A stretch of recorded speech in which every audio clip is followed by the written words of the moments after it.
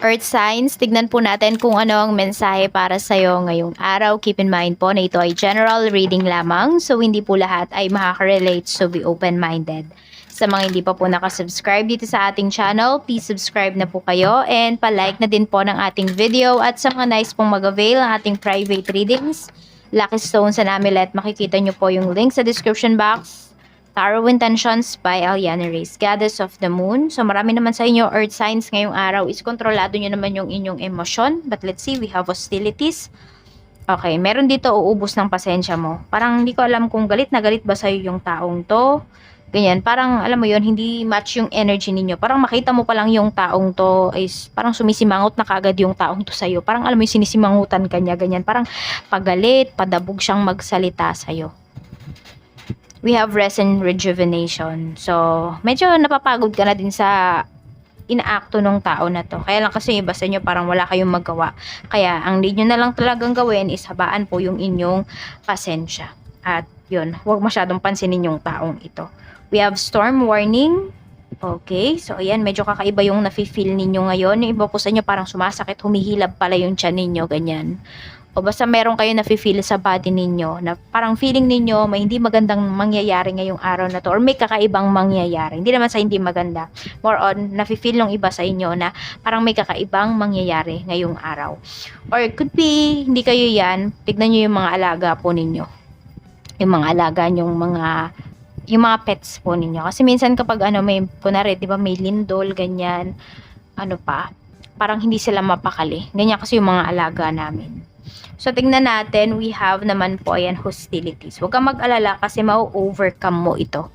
Yung iba sa inyo, no? Kung sino man tong tao na to na parang hindi mo ka-vibes. Huwag kang mag-alala. Parang matatapos din yung connection mo with that person na parang hindi mo na kailangan makisama sa kanya. Ayun yung nakikita ko dito. Meron tayo dito, ayan, rest and rejuvenation. Ang dami talagang mga sa paligid mo ngayon, earth signs, mga hindi magandang energy, hindi maganda yung aura ng mga tao sa paligid mo. Kaya mag-iingat ka kasi iwasan mo talaga na ma-absorb mo yung mga yan.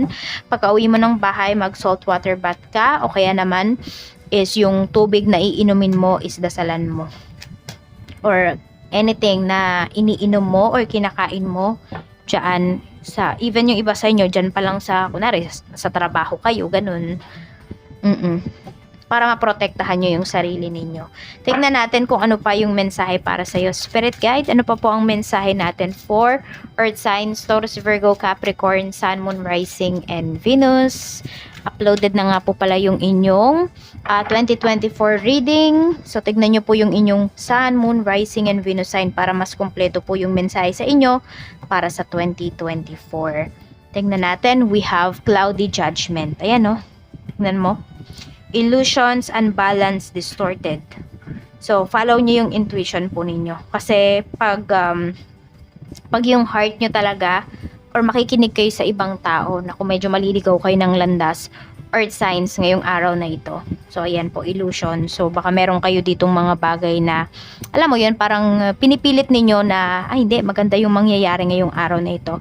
Na kahit nakikita mo na talaga yung mga, hindi lang mga signs na, sa harap mo na talaga yung mga pangyayari. Pero, pinaparating mo sa isipan mo, sa mga brain cells mo na hindi, positive pa rin yung mangyayari ngayong araw na ito. So, pwedeng nabubulagan yung iba sa inyo. Divine Feminine, ayan, no? Dito naman, dito mo talaga kailangan paganahin yung pasensya mo. Dito mo kailangan paganahin yung puso mo. Kasi kapag nilabanan mo yung tao na to, kasi baka mamaya mabaliktad ka pa. Kung sino man itong tao na ito. Yung iba sa inyo, nakikita ko parang meron kayong mga aayusin ngayon. So, mauubos talaga yung pasensya ninyo. Pero, ayun, kailangan nyo pa rin talagang habaan ito. Tignan natin what is... Okay, we have, ayan, lasting, forbidden, non-committal, sexual energy. Tignan mo, may nanloloko sa'yo dito. Pwedeng napapagod ka na sa energy na binibigay sa'yo ng taong to. Alam mo bang crumbs lang yung binibigay sa'yo ng taong to? Earth signs, kung sino man itong taong kadil mo. Ayan.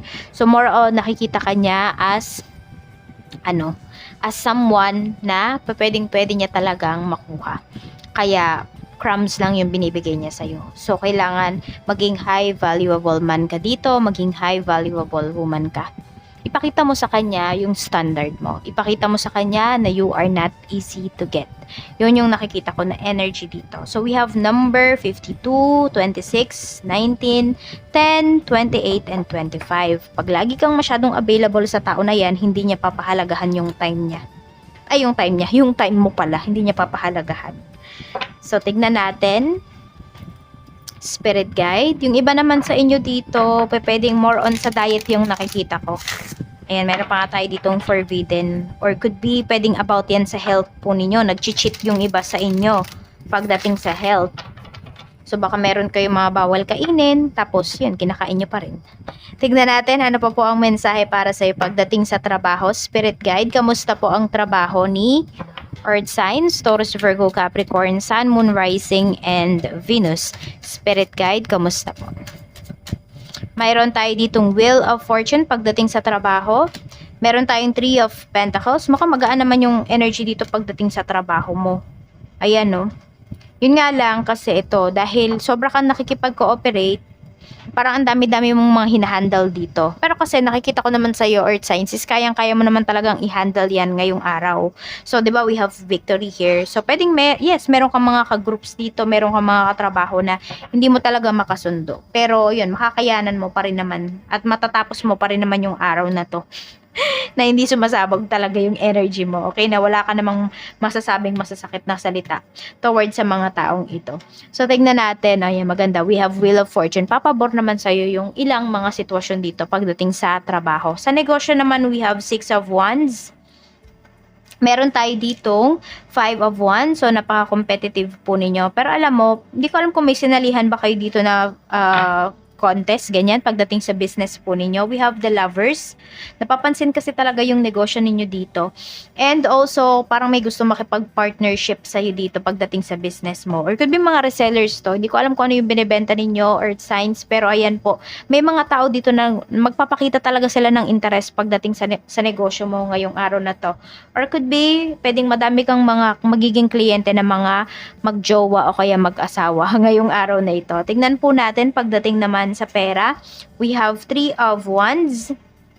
Meron tayo ditong Page of Swords. Okay, meron kayong nilook forward dito pagdating sa money.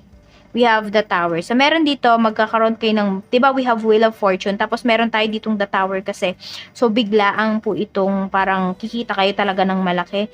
Biglaan to na magkakaroon kayo ng pera. So, ang ganda po ng energy ninyo dito. Ayan. So, depende na lang din siguro yan sa mga pinagpo-focusan po ninyo.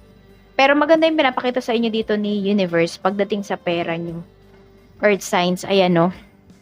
Ano lang to biglaan. Kasi nakikita ko sa inyo dito, yung iba din naman po, ay matyaga rin naman talaga kayo. Hindi kayo basta-basta napapagod. Basta pagkakakitaan siya, wala kayong pili dito. Which is magandang energy din po yan. Ito hindi kayo natatakot na sumubok kasi. Hindi kayo natatakot na mag-explore. Ayan, pagdating sa inyong kaperahan. So, meron din dito, ito, pwedeng biglaan lang kasi talaga to. May offer sa inyo, pwedeng malayuan po ito. So, pwedeng dito lang sa bansa natin, pwede rin sa ibang bansa.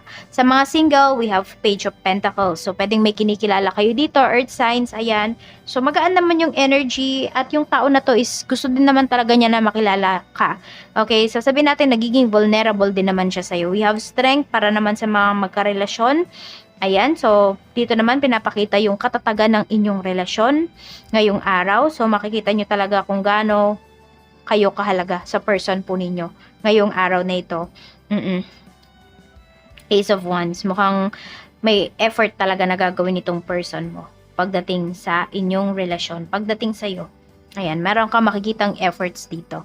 We have Queen of Wands para naman sa mga mag-asawa. So, madami dito na mga mag-asawa is mas malakas po yung energy ng pinapakita dito ng babae. We have Seven of Swords. Meron tayo ditong King of Pentacles. Ayan. So, nakikita ko lang dito, paras kayo nag-iingat ng asawa mo. Earth Signs pagdating sa inyong relationship. Oo. Parang paras kayong observer. Yun yung nakikita ko dito. So, parang, kunwari, ikaw yung nagbibigay ng pera, ikaw yung provider dito sa family ninyo. Tinitingnan mo lang kung saan pa ginagastos ng asawa mo yung pera. Parang ganun. Hindi kayo masyadong masalita dito. Actually, wala nga masyadong nag-uusap dito. Parang meron kayong pag-aaway dito. Ayan, yung iba naman sa inyo, pwedeng hiwalay na kayo, tapos pwedeng nagsusustento na lang yung asawa ninyo po, na lalaki. Ayan, yung pinapakita dito. So, ayan lang po, we have, nasabi ko na ba yung lucky numbers nyo? Sige, sabihin natin, hindi ko natatandaan kung nasabi ko na ba. We have 52, 26, 19, 10, 28, and 25. Maraming salamat po, Earth Signs. Mag-iingat kayo always, and more blessings to come. Bye-bye!